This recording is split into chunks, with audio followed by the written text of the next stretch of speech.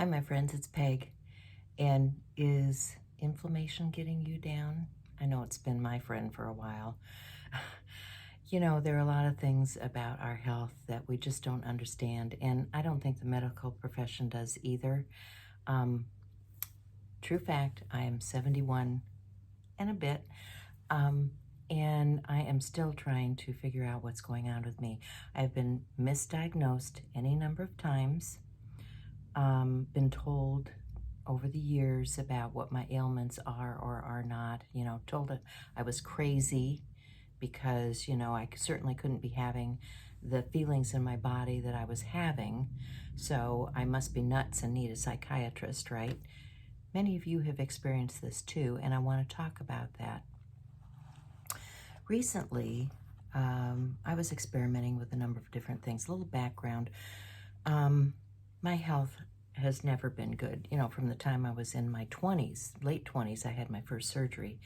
And I have continued down that path over the years, and I've tried every kind of diet there is on the market. I'm just saying, none of which has really worked for me. So I started investigating and finding out things about inflammation and different things that you can do, different supplements that you can take. One of my recent innovations was this I don't know if it's innovation. I found this doctor that I was watching on YouTube, and she came up with this book, which, I'm all about nutrition. I have tried any number of different nutritional diets. These nutritional changes I don't think are just for these particular problems, because I remember back when I was maybe in my 30s, I started reading Back to Eden, and it talked about all the different herbal medications that we could be supplementing with to remedy or alleviate some of our problems. I have not been doing this for very long. I have my tracker. This is my tracker journal, and I am tracking on a daily basis what's going on with me. And so I wanted to reduce the amount of inflammation I have, because my current diagnosis, they haven't given me a diagnosis. My current diagnosis is there is no diagnosis, but if I continue to have the pains that I'm having, they can surgically remove things. Wasn't the answer I was really looking for? How about you? Is that the answer you would be looking for?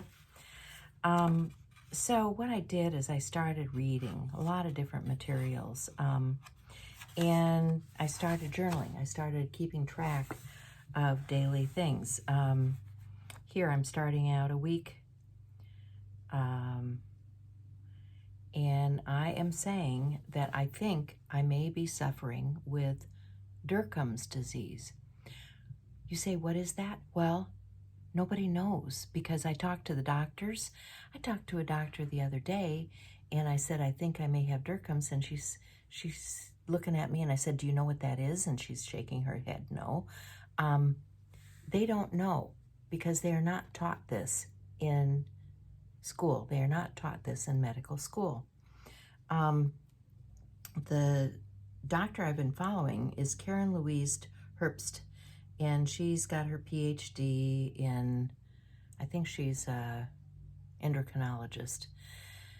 But I mean, the people who should know about this are the rheumatologists, the endocrinologists, the circulatory people, a lot of different people. And let's face it, we're a complex being. We've got all kinds of complex systems in us. And one of the things that throws a monkey wrench in my situation is I've had a hysterectomy.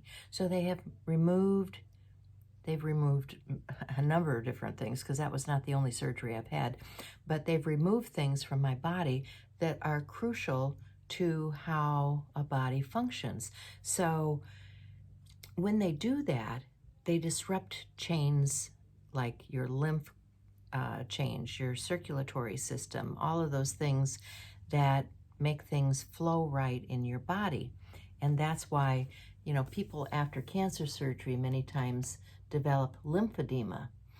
Lymphedema, which I think is akin to what I am experiencing, are these fatty cyst things that grow in your body, and your body is not getting rid of them the way they should.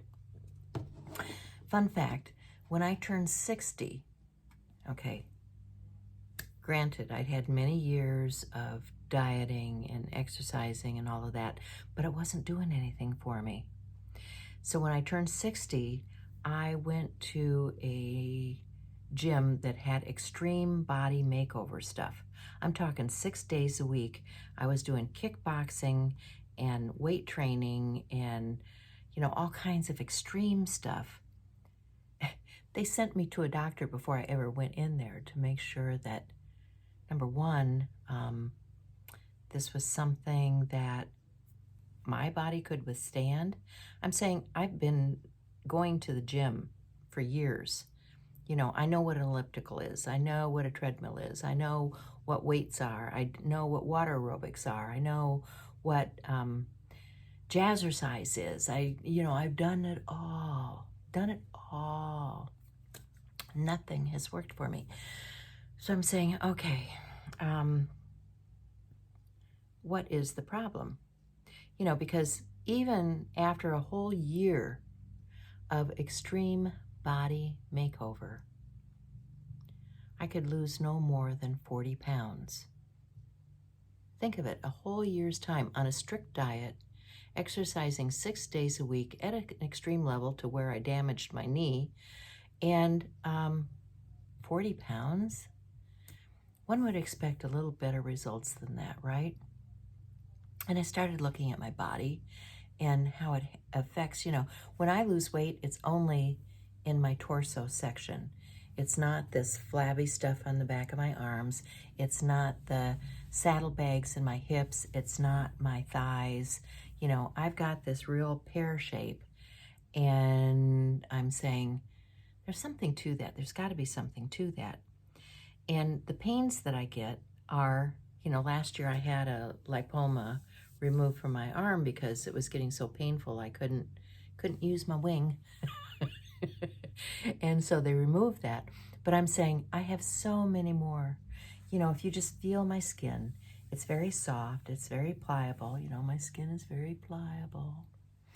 But I have these lumpy bumpies that are under the surface that they just say, oh, it's just fat.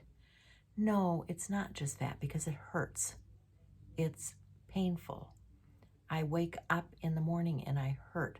You know, I was diagnosed with fibromyalgia because I wake up in the morning and I hurt. And I have these, you know, all the pressure points and everything for fibromyalgia. So, of course, that had to be it, because that was the latest and greatest about 20 years ago when they diagnosed me with that. I just can't tell you how many different things I've been through and how many things I have done to ease pain in my body. Anyway, you know, I got a TENS unit because, you know, that's supposed to help. The thing that I'm finding as I read this book and as I start logging things is I've made a supplement list that is quite different from the ones that I had been taking.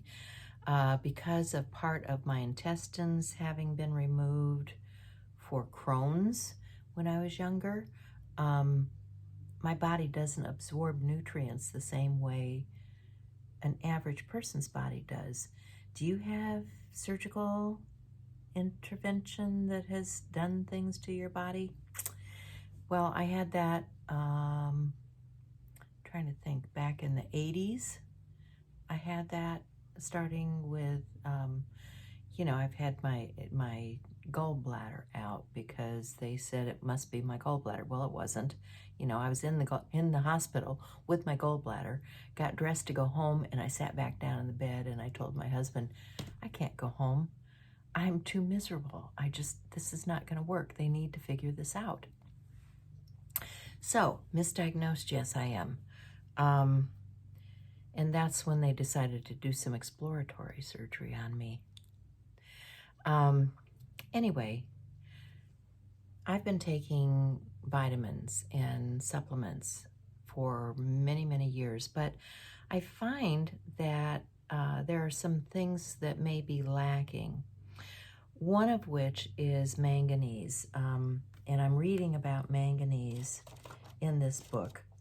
And if you're interested in this, it is on Amazon. I did order it from Amazon, and she's got a whole list of things that work for, like irritable bowel syndrome, small intestine bacterial overgrowth. You know, I'm just reading some of the things in here that they're talking about that affect our bodies. And I know that many of you have different things going on, whether it's leaky gut or, you know, all the different things. So one other thing that I found is that, and I've heard this recommendation from a number of different places, is to eat fermented foods. So I've added 2 tonics to my daily regimen. I've added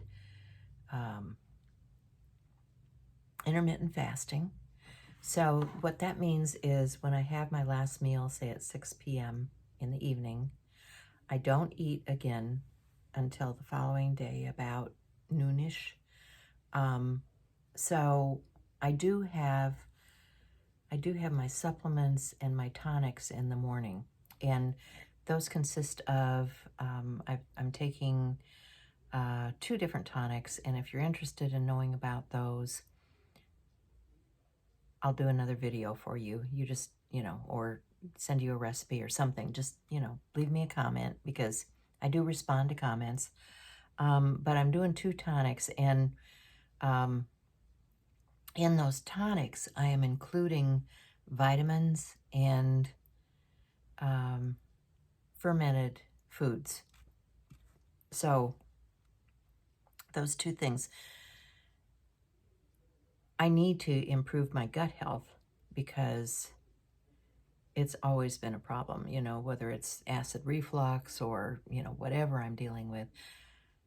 I don't want to take the medications for that any longer. I have eaten so many antacids and drunk so many bottles of the stuff that, you know, I should just be floating away in a boat on top of it, but neither here nor there.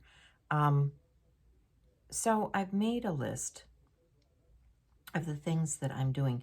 I'm including 3 Brazil nuts on a daily basis because they contain the amount of selenium that I need for my system. I've added turmeric, apple cider vinegar, potassium citrate. Of course, I always took an iron, but the big one is nattokinase. That's the very first thing I take in the morning with water. Before I have anything else, I take the nattokinase because you're supposed to take it on an empty stomach. And so I take that.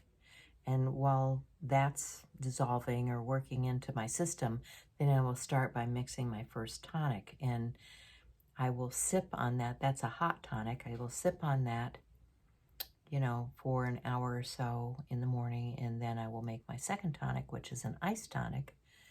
And that has more of the fermented foods in it. And I will sip on that until about, you know, 11:30 or noon when I start getting hungry. And then I figure out what am I going to eat that's going to be beneficial for my body, whether it's a salad with some chicken or fish, you know, something that's got some protein, some vegetable matter, or I might go the other direction and I might have a smoothie. You know, I'll take some spinach and strawberries and ice and, you know, whatever I've got on hand and make a smoothie for my lunch. So those are options that are good for me. Now, usually mid-afternoon, I'll have a glass of the kefir, which is a fermented drink.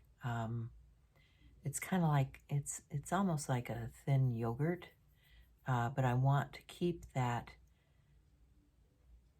type of food, the fermented food in my diet. You know, so whether it's adding a dill pickle to my plate in the evening, or, you know, like I say, I'm taking the apple cider vinegar. I'm just trying to increase the good foods that are going in me. Now, for a number, sorry, got a phone call in there. So let me just back up a minute. Some of the things that Derkham's disease or multiple symmetric lipomas have are chronic pain that can move around. I have that. Gastrointestinal complaints, I have that. Joint and muscle pain, I have that. Sleep disturbances, difficulty concentrating, rapid heartbeat, shortness of breath, constipation, on occasion, otherwise it's the other way, fatigue, weakness, and joint aches. So, you know, it was hitting a lot of the bells. It was really ticking off a lot of the things that I was seeing for myself. And, you know, do some analysis. Write down in your journal what's going on with you. What's triggering for you. One of the things that I found early on is gluten was triggering me, and I'm going to try to find a list of things that pertain to the gluten issue. Now, while I don't think I have celiac disease, there are many people out there who do, and gluten is a big issue. I discovered this when I was eating out or other places, or, you know, eating a lot of carbohydrates.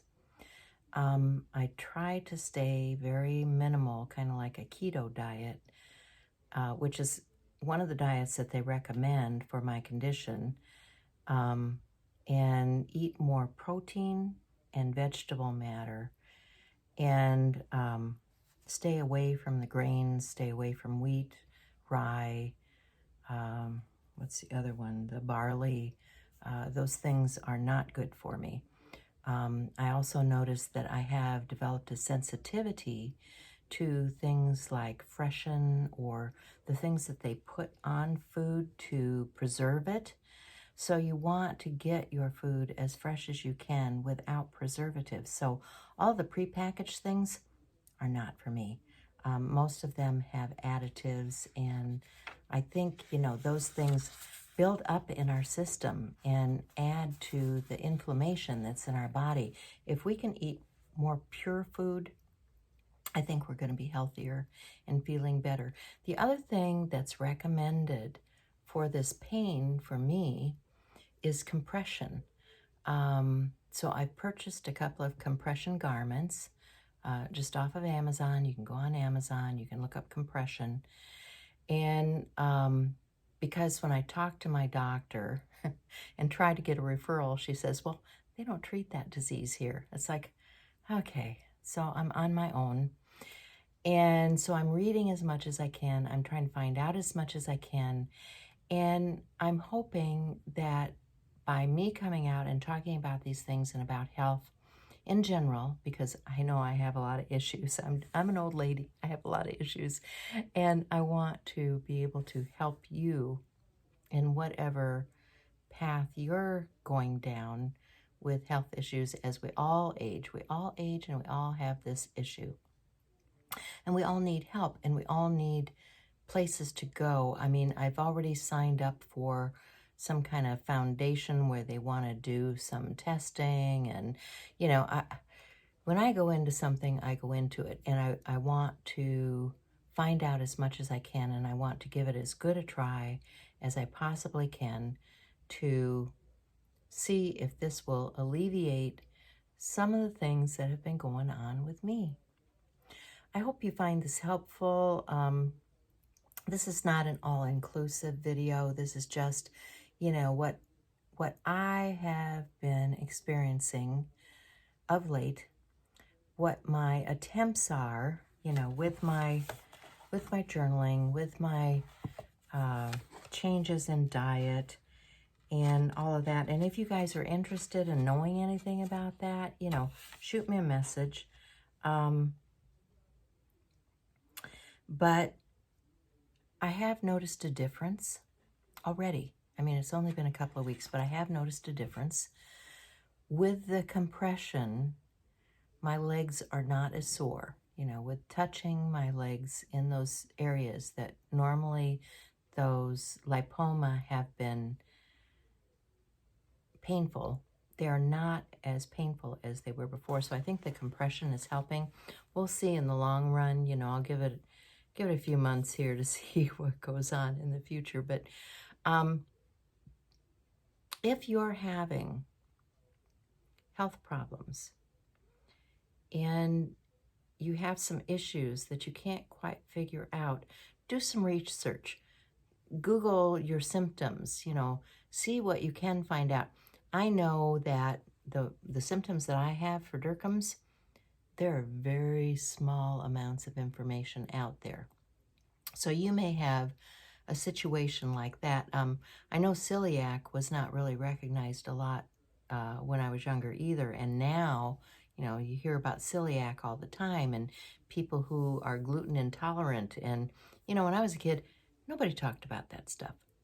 So check it out and let me know what your findings are and if you have some better solutions. I hope you have a great day. Remember to be kind and love one another, and I will talk to you again soon. Bye.